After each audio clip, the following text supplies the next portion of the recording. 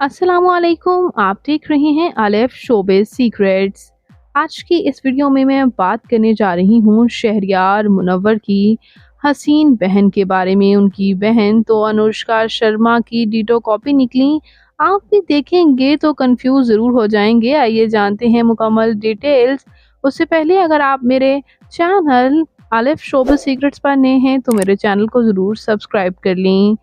खूबसूरत और वर्सटाइल अदाकारा माहीन सिद्दीकी और शहरयार मुनव्वर की रिसेंटली शादी हुई और शहरयार मुनव्वर की बहन पहली बार सामने आई तो देखकर हर कोई हैरान ही हो गया।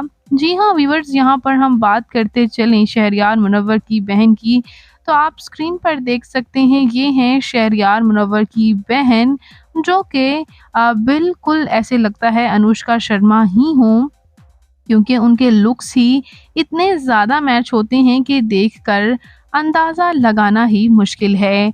और सबका कहना ये है कि इनकी बहन अनुष्का शर्मा से काफ़ी मुमासत रखती हैं।